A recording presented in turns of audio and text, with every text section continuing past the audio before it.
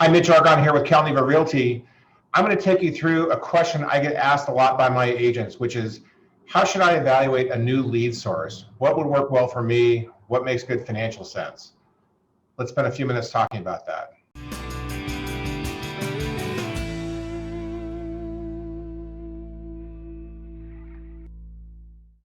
Okay, so there's 4 key questions that you'd want to ask yourself at minimum when you're evaluating a new lead source. Let's go through them.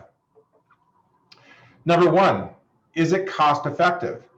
Now, in order to know if a lead is cost effective, you're going to need to do some marketing and some trial and spend some money, because you not only need to know what the cost of a lead is, but you also need to know what your conversion percentage is. If your conversion percentage is very low and your cost is very high, you may find that that lead source is not productive for you. In other words, you're spending too much money per sale than you should be.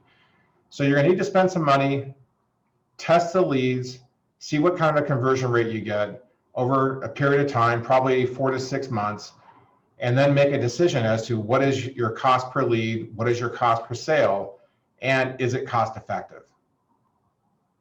Let's talk about number 2. Does this lead source align with your style? Now, not all leads are created equal, and not all agents conduct business equally. If you like to pick up the phone and hammer the phone, then you may want a source of leads that is more sales prospecting based versus marketing based. On the other hand, if you want to cast a net like a fisherman versus a hunter and have those leads come into you for servicing and follow-up and processing, then you may want a lead source that's very different. So as an example, an online lead source would be better for casting a net. The leads are coming in and you can service and follow up with those people.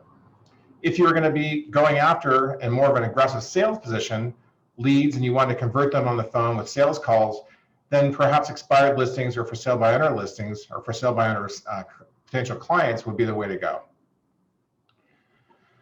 Third question you want to ask yourself is, does this lead source align with my business objectives? Sounds pretty basic, but you really want to know, am I going after buyer leads or seller leads?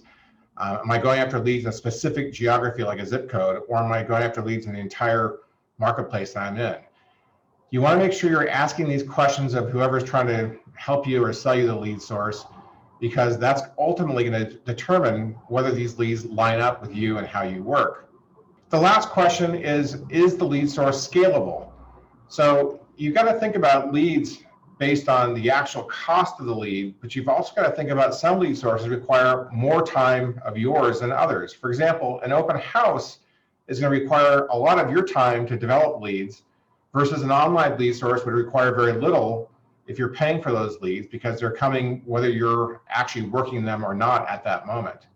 So if you need to do an open house every Saturday and every Sunday to generate the leads, you may run into a physical constraint where you just can't generate enough leads to keep you busy or to scale your business, because you've got to spend all your time developing those leads at the open houses.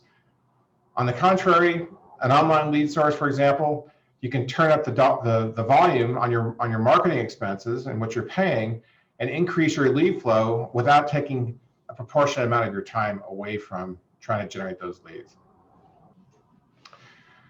Okay, I hope going over these 4 questions will help you to look at a lead source and determine whether it's a good fit for you, whether it's a good fit financially, and whether it's something that can help you to grow your business.